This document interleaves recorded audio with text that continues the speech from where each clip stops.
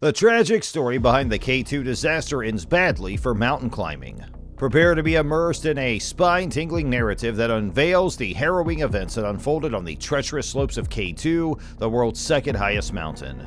Brace yourself for a gripping tale that will leave you breathless as we delve into the shadowy side of mountain climbing and witness a disaster that shocked the world. We're glad you're here to discover more about the K2 disaster, a terrible occurrence that had a negative outcome for the climbers who tried to reach the summit.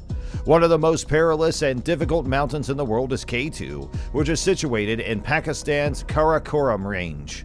The peak's elevation is 28,251 feet, needs a combination of technical competence, physical endurance, and mental fortitude to reach the summit. Climbers from all over the world come to test themselves on K2, despite the mountain's reputation as one of the most dangerous in the world.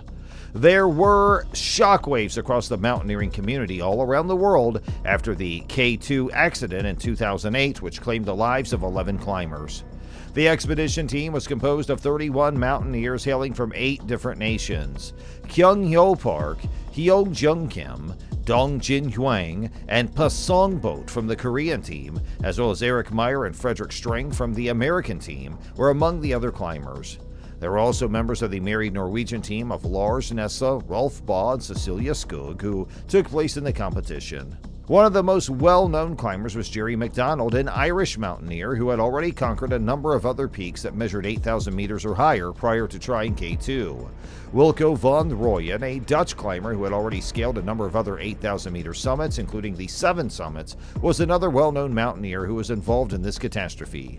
In order to ensure that everyone had an opportunity to successfully summit K2 while staying safe, the teams decided to cooperate in order to lay up permanent ropes. However, for a number of various reasons, the plan did not turn out as planned.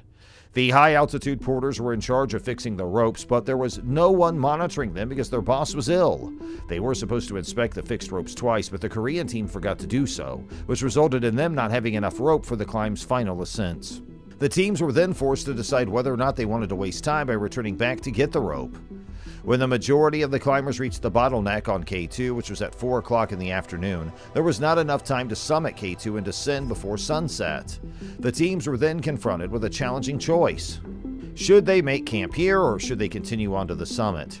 At the bottleneck, a climber by the name of Drin Monique from Serbia unclipped his rope in order to get by another climber named Cecilia Skog, which led to one of the first fatalities. He fell down the bottleneck as a result of his stumble. Even before he stood up, it was obvious he was unwell with some physical condition. The other mountaineers debated whether or not any of them should leave their climb to assist Drin at the bottleneck, but ultimately elected to push on to the top, leaving Drin behind. Frederick Streng decided to ascend higher in an effort to reach Drin and provide some assistance, but by the time he got there, Drin had already met his demise and was no longer in need of Streng's assistance. Because of this awful event, he lost his life far too soon than he should have. However, as they were making their way back down the mountain, the second climber passed away, and the decision was made by Streng and the other climbers to bring Drin's body back down to Camp 4 for a proper burial there. Johan Bag, a Pakistani high-altitude porter, set off to join the others and assist in retrieving Drin's body. He was attempting to save others when he suddenly lost his footing and fell into the chasm below. Without any further issues, the crew's remaining members reached the mountain summit. The majority of climbers succeeded in reaching the peak between 5 and 7 in the evening. The true tragedy began when they began their descent. An ice wall swept Rolf Bae off the line as the climbers descended, and he tragically lost his life in front of his wife. The one and only way to go down, some fixed ropes, were taken out by the ice fall as well. As darkness fell, the 15 climbers who were still on the mountain made sluggish progress toward the summit. When they did finally find the Korean team, they made the choice to descend together on one rope in a more deliberate manner. This was after they had already met up with each other. However, they were unaware that the decision they made would ultimately shape their future. Climbers began to make their descent one at a time, vanishing into the darkness as they did so. One of the climbers that suffered bad luck was Karim Meherban. The disaster occurred in the form of a huge chunk of ice that had become loose from the mountain and was heading in his direction as he was making his way down the mountain. Would be aware of what would happen to his friend. The accident that occurred on K2 in 2008, which is one of the deadliest disasters in the history of mountaineering, continues to haunt people. As Karim descended K2, tragic things happened. A huge block of ice burst away from the mountain and struck him forcefully, sending him tumbling to the rocks below. A French climber named Hugues Dermotant saw the tragedy and hastened to help Kareem. Hughes was able to move Kareem to a lower height so he could be treated, but Kareem had already died at that time. Hughes was adamant about returning Kareem's body down to the mountain, but as he was making his way down, he collapsed. He was now unable to continue because of how severely the cold and altitude had sapped his energies.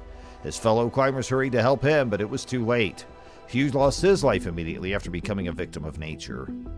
The disaster on K2 began to manifest as the sun rose on August 2, 2008. The fixed ropes that served as their lifelines had been taken by an icefall. Snow blindness made it difficult for Van Rooyen to make his way down the mountain, where he discovered the Korean squad hanging dangerously on a precipice. But as he got closer, he saw that two of the climbers were immobile and that all three of them were tangled in the rope that had been left with them after they came to a stop above the traverse, and the other climbers clipped off. Since there was nothing else he could do to help, Van Rooyen gave the moving climber his additional gloves and continued to Camp 4. Mountaineer Gerald MacDonald from Ireland saved lives during the chaos. He remained committed to his climbers even after passing away. While the Korean team later advocated a rescue attempt, Pimba Dorje took pictures of the climbers who were dangling from Camp 4. The American team lacked sufficient personnel, and Stang, who had previously attempted to save Mondique, declined since the three climbers appeared dead. Jer resisted, leaving the Korean team behind on an ice ledge. Instead, despite the dangerous surroundings and his own exhaustion, he stayed with them, toiled frantically to free them from their chains, and attempted to lead them down to safety. 3 Korean climbers and their Sherpa were saved thanks to Jer's courage and generosity. He exhibited selfless bravery. As the protector of the mountain and hero who saved lives during one of mountaineering's worst tragedies, Jer is remembered. The disputed survivor narrative simply served to further obscure the catastrophe on K2. The climber's fate on K2 had clearly taken a catastrophic turn the previous morning, as was plain. The events of the previous night had been shrouded in mystery and ambiguity, leaving many questions unanswered. One climber, Marco Confortola, would go on to become a disputed figure in the tragedy with tales of bravery and allegations of inadequate equipment and inexperience. But as the climbers and their families dug deeper into the incident, inconsistencies in his narrative began to surface. More survivors came forward, and eventually the truth about what happened was understood, despite Confortola's first explanation that the disaster was due to inexperience and a lack of proper equipment.